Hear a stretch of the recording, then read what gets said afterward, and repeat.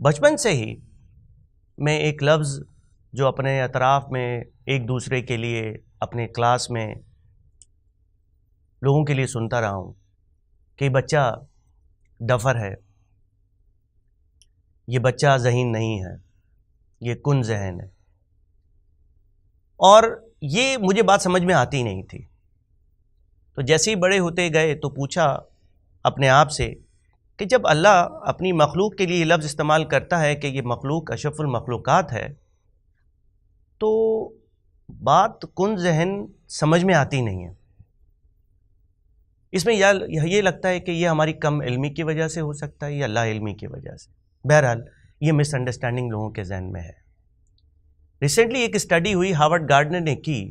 اس نے کہا کہ ہر بچہ ذہین ہوتا ہے، ہر بچہ ذہین ہوتا ہے. Every child is an intelligent child. تو یہ چیزیں اور یہ مسکنسیپشنز لوگوں کے ذہنوں میں ہیں، اور بہت سے لوگ خاص طور پہ پیرنٹس اینڈ ٹیچرز اس بات پہ بلیو کرتے ہیں کہ بچے کن ذہن ہوتے ہیں. آئیے میں آپ کو بتاتا چلوں ٹوٹل 8 انٹیلیجنسز ہیں جو کہ میں آج اس کلپ میں نہیں بتا سکوں گا. 8 قسم کی ذہانتیں ہوتی ہیں. ہر بچے میں کوئی نہ کوئی ذہانت ہوتی ہے. اس ذہانت کو پہچاننا چاہیے. کوئی بچہ میتھس میں اچھا ہو سکتا ہے، کوئی بچہ بولنے میں اچھا ہو سکتا ہے، کوئی بچہ قرات میں اچھا ہو سکتا ہے، نعت پڑھنے میں اچھا ہو سکتا ہے، بہت اچھا کوئی بچہ اسپورٹ پرسن ہو سکتا ہے، کھیلنے میں ہو سکتا ہے. یہ ساری انٹیلیجنسز ہیں. کوئی بچہ مینجمنٹ میں اچھا ہو سکتا ہے، اس کی آرگنائزیشنل اسکلز بہت بہترین ہوتی ہیں. ہمیں وہ اسکلز اور وہ ذہانتیں پہچاننے کی ضرورت ہے. اور یہ ٹوٹلی ایک کم علمی کی وجہ سے ہم بعض اوقات لوگوں کو ٹائٹل کر دیتے ہیں کہ وہ کن ذہن ہے. آئیے میں 2-4 آپ کو ویری کوئک ٹپس بتاتا چلوں اپنے بچوں کو ذہین کیسے بنائیں. آپ اگر کلاس میں ہوں یا گھر میں ہوں، آپ بچوں کو چھوٹے چھوٹے فیصلوں میں شامل کریں.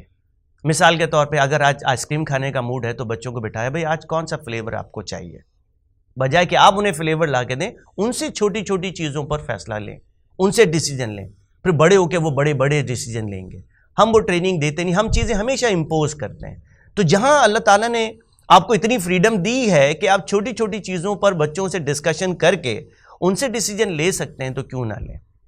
آج کیا پکایا جائے، آج کون سی کتاب پڑھی جائے. آئیے میں آج آپ کو کون سی کتاب میں سے پڑھ کے کچھ آپ کو سناؤں. بچوں سے چھوٹے چھوٹے ڈیسیجنز لیں. کب ہم یہ کام کریں تو بچے یس کہنے سے پہلے تھوڑا سا سوچنا شروع کریں گے.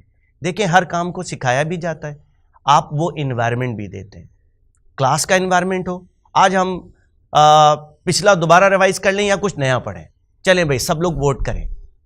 تو بچوں کی ڈیسیجن پاور اس طرح سے امپروو ہوتی ہے. تو وہ ذہین ہوں گے تو اس طرح کے آپ اگر فیصلوں میں انہیں اپنا شامل کریں گے. اس کے بعد دوسرا طریقہ یہ ہے بچوں سے سوالات کریں. آپ کے خیال میں اس موسم میں کیا کیا ہونا چاہیے؟ آپ کے خیال میں آج آپ کے ٹیچر نے آپ کیا پڑھایا آپ کو؟ آپ ان سے ان کے متعلق سوال کریں. آپ اپنے بارے بھی آپ سوال کر سکتے ہیں. آپ کے خیال میں مجھ میں کوئی کمی ہے تو بتائیے، میں کوئی غلطی کرتا ہوں تو مجھے بتائیے. اور آپ حیران ہوں گے، وہ آپ کو ایسی ایسی چیزیں بتائیں گے جو آپ کے ذہن میں نہیں ہیں. کیونکہ ہم بڑے سوچتے ہیں کہ ہم ہی ٹھیک ہیں.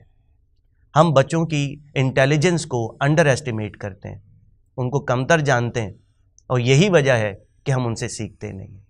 تو پورے انسٹیٹیوشنز بعض اوقات ہمارے اطراف میں گھوم رہے ہوتے ہیں، ہم ان سے سوال نہیں کرتے. تو بچوں سے سوال کیجیے. اور بچوں سے سوال کرنے کے ساتھ ساتھ اسی طرح سے مختلف سوالات کر کے، مثال کے طور پہ ریڈلز، بچوں سے پہلیاں پوچھنا، ان کو سوچنا سکھائیں کہ سوچتے کیسے ہیں. تھوڑے تھوڑے کلو دیتے جائیں اور وہ سوچتے چلے جائیں گے. اس طرح سے وہ پیرنٹس، وہ ٹیچر جو بچوں سے سوال کرتے ہیں، وہ اپنے بچوں کو انگیج رکھتے ہیں اور اس انگیجمنٹ کا وہ انتظار بھی کرتے ہیں. میں سمجھتا ہوں کہ اگر آپ یہ ٹپس یوز کریں گے اپنی ڈیلی روٹین لائف میں، بہت زیادہ ٹائم نہیں لگے گا. ان ویڈیوز کو دیکھنے کے ساتھ ساتھ آپ 2-4 چیزیں لکھ لیں اور اس کو اپنی روٹین میں لے آئیں.